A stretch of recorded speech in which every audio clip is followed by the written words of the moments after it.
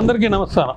తిరుపతి లడ్డు లేదా తిరుపతి ప్రసాదం వీటికి సంబంధించి తీవ్రమైనటువంటి చర్చ ప్రజల్లో లేకపోతే హిందూ మతానికి చెందినటువంటి వ్యక్తుల్లో లేకపోతే ప్రపంచవ్యాప్తంగా వెంకటేశ్వర స్వామికి ఉన్నటువంటి భక్తుల్లో తీవ్రమైనటువంటి సెంటిమెంట్స్ ఎఫెక్ట్ అయ్యి బాగా చర్చ జరుగుతుంది. మరి నిన్న సుప్రీంకోర్టులో సూటిగా సుప్రీంకోర్టు వారు అడిగినటువంటి ప్రశ్నకి సమాధానంగా సరైనటువంటి సమాధానం ఎవరు చెప్పలేకపోయారు. 18వ తారీఖు నాడే చీఫ్ మినిస్టర్ ఎందుకు స్టేట్మెంట్ ఇచ్చారు? కంప్లైంట్ రిజిస్టర్ అయింది 25, సిట్ టేకప్ చేసింది 26. మరి ముందుగానే ఎందుకు ఎలా చెప్పగలిగారు? ఎందుకు కాన్స్టిట్యూషనల్ అథారిటీస్ అయినటువంటి చీఫ్ మినిస్టరు మనోభావాలు తింటదని తెలిసినా కానీ ఇట్లా మాట్లాడటం తగదు కదా అని చెప్పేసి అడగడం జరిగింది. దాంతోపాటు అందరూ కౌంటర్ చేయండి, మీ యొక్క రిపోర్ట్లన్నీ కూడా సబ్మిట్ చేయండి.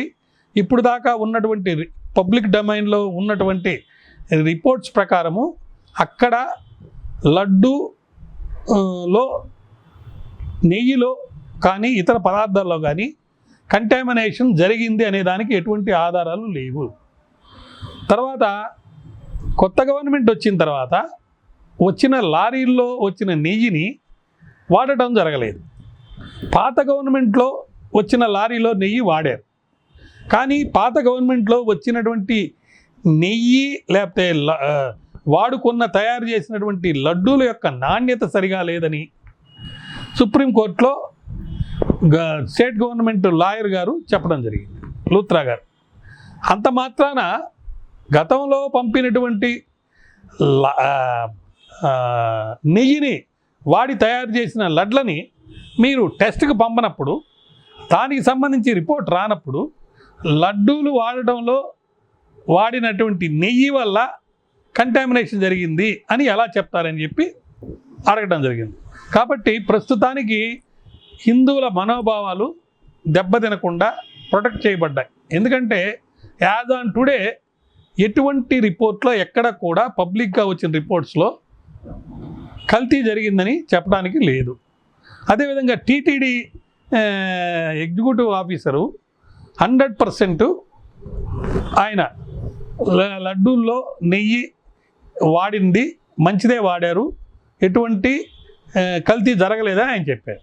ప్రజల మనోభావాలు ఎటువంటి పరిస్థితుల్లో ప్రస్తుతానికి దెబ్బ జరిగేటువంటి అవసరం కానీ ఆవశ్యకత కానీ లేదు.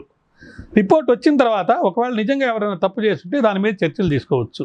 అయితే బీజేపీ నాయకురాలు ఏముంటుందంటే కాన్స్టిట్యూషనల్ అథారిటీగా చీఫ్ మినిస్టర్కి మాట్లాడే హక్కు ఉంది, అందరికీ మాట్లాడే హక్కు ఉంది. కానీ రిలీజియస్ సెంటిమెంట్స్ని ఎఫెక్ట్ చేయకుండా చూడాల్సినటువంటి బాధ్యత ఎంతైనా ఉంది. దీని మీద అసలు ఒక గ్యాగ్ ఆర్డర్ లాగా ఎవరు చర్చించొద్దు, రిపోర్ట్ వచ్చిన తర్వాతనే దీని గురించి మాట్లాడదామని చెప్పి కనుక కోర్టులో కనుక ఒక ఆర్డర్ వచ్చి ఉంటే కూడా చాలా బాగుండేది. వీటన్నిటితో పాటు మరి ముఖ్యంగా మనం తెలుసుకోవాల్సింది ఏంటంటే అసలు బయట నుంచి నెయ్యి ఎందుకు తీసుకురావాలి? గోశాలలు ఏర్పాటు చేసుకొని ఇంత స్థలం ఉంది కాబట్టి గోవుల్ని పెంచుకొని గోవుల ద్వారా వచ్చేటువంటి నెయ్యిని మరి ఎంతోమంది భక్తులు గోవులు ఇచ్చేదానికి సిద్ధంగా ఉన్నప్పుడు అక్కడ వెటర్నరీ డాక్టర్లను ఏర్పాటు చేసుకొని కొంతమందికి ఎంప్లాయ్మెంట్ కూడా కలగజేసి రైతులను పెట్టుకొని నెయ్యిని తయారు చేసుకోవచ్చు. పాలని మరి అన్న సంతర్పణలో పెరుగు తయారు చేసుకునేదానికి వాడుకోవచ్చు.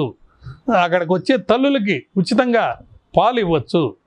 ఇంత పెద్ద సంస్థ అయినటువంటి టీటీడీ అలా నిర్వహించి కొంతమందికి ఉద్యోగాలు కల్పించి దేవుడి కోసం పూలు కావాల్సి వస్తాయి కాబట్టి తోటలు ఎలా తయారు చేశారో మరి గోశాలలు తయారు చేసి ఆవులను పెంచి ఆవుల ద్వారా వచ్చే పదార్థాలని ప్రసాదాలకి వాడుకునేదానికి ఎందుకు ఉపకరించలేదు?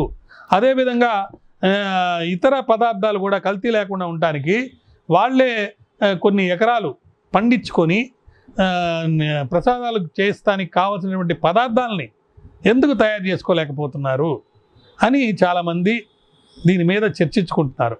కాబట్టి ఎవరైతే ఈ యొక్క నిర్వహణకి సంబంధించి అధికారం ఉందో అది స్టేట్ గవర్నమెంట్ కానీ సెంట్రల్ గవర్నమెంట్ కానీ ఈఓలు కానీ ఎవరైనా సరే దీని గురించి కూలంకుషంగా చర్చించి సరైనటువంటి విధానాలు రూపకల్పన చేసుకొని తద్వారా మనోభావాలు దెబ్బతినకుండా ఎవరి అయినా సరే ఒక సరైన రీతిలో కనుక అడ్మినిస్ట్రేషన్ కనుక జరిగితే కామన్ మ్యాన్ చాలా హ్యాపీగా ఫీల్ అవుతారు.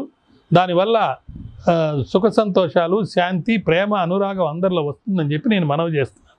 అప్పటిదాకా సుప్రీంకోర్టు ఏ విధంగా రాజకీయాలకి దూరంగా ఈ దేవాలయాలను ఉంచండి అని చెప్పిందో అదే ప్రకారం సనాతన ధర్మాన్ని కాపాడేందుకోసం, లేకపోతే హైందవ మతాన్ని కాపాడేందుకోసం, లేకపోతే హిందువులందరూ ప్రశాంతంగా ఉండేదానికోసంగా ఎవ్వరూ కూడా ఏదంటే అది దీని గురించి మాట్లాడవద్దు. ప్రస్తుతానికి సుప్రీంకోర్టు చెప్పిన ప్రకారం ఎక్కడా కూడా కల్తీ జరగలేదని తెలిసింది కాబట్టి అందరూ నిర్భయంగా, హాయిగా, మనోభావాలకు ఎటువంటి ఆటంకం లేకుండా జీవిస్తూ సుఖశాంతులతోటి ఆ దైవ సంకల్పంతో దేవుని అనుగ్రహానికి పాత్రలు అవుతారని ఆశిస్తున్నాను. నమస్కారం.